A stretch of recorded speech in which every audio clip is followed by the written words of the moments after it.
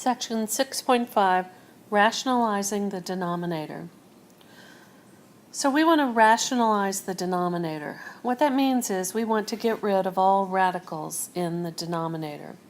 If you want to add a fraction to another fraction, it sure would make it easier to find the common denominator if you could get rid of the radical. So that's our goal.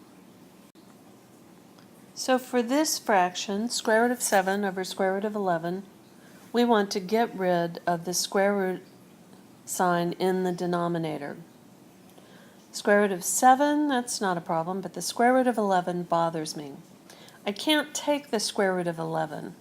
What can I take the square root of that involves 11? Well, 11 squared is 121.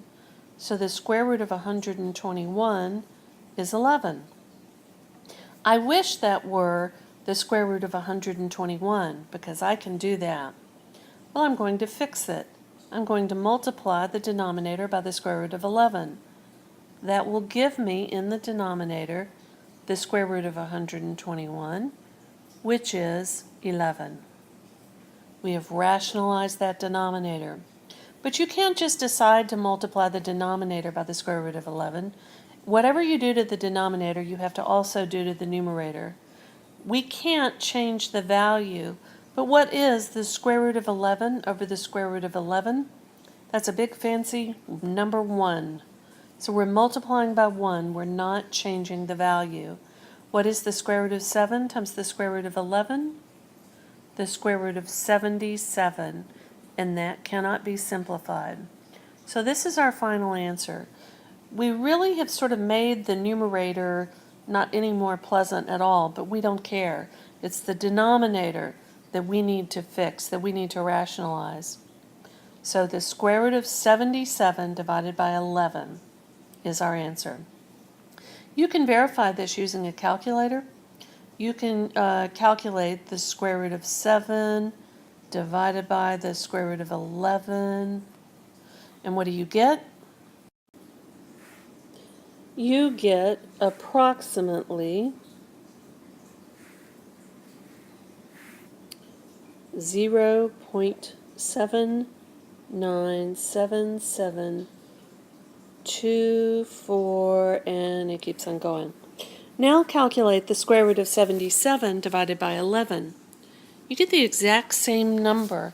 So numerically, the square root of 7 divided by the square root of 11 is identical to the square root of 77 divided by 11.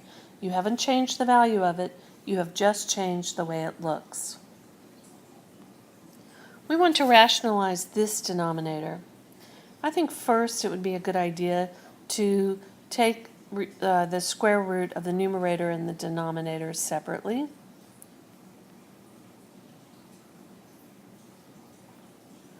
We don't care about the numerator. We need to rationalize that denominator.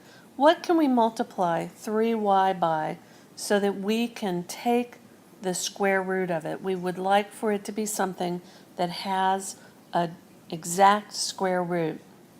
Well, 3 times what will get you a number that's a perfect square? 3 times 3. That'll give you 9. Square root of 9 is 3. Y times what will get you a perfect square? How about y? Y times y is y squared, and the square root of y squared is y. Whatever we multiply the denominator by, we have to also multiply the numerator by. Our numerator now becomes 14 times 3 is 42, and we have an x and we have a y. So our numerator doesn't really look any better, but our denominator, we have the square root of 9y squared, and that denominator is 3y. So we have the square root of 42xy divided by 3y, and that's it. We have rationalized our denominator. There is someone out there who is thinking, hey, can we cancel those y's? Absolutely not. Can we cancel that 3 into the 42? Absolutely not. The 3y in the denominator is not under the radical.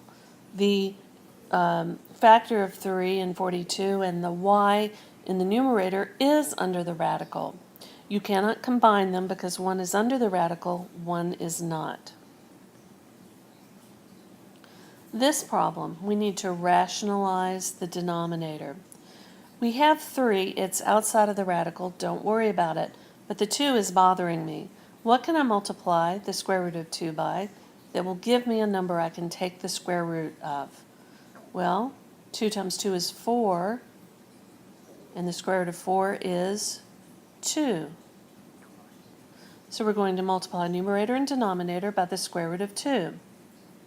That will give us 2 square root of 14 in the numerator.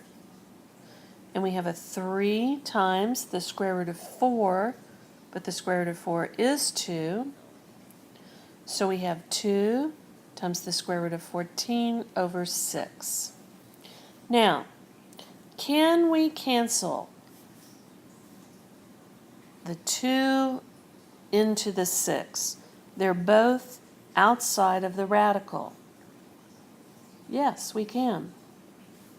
So 2 goes into 2 one time, 2 goes into 6 3 times. So we have the square root of 14 divided by 3. And you can use your calculator to numerically verify that this is the same as 2 radical 7 over 3 radical 2. Notice that the 2 in the 2 times 3 in the 6 could not cancel into the 14. We couldn't cancel from the 6 to the 14.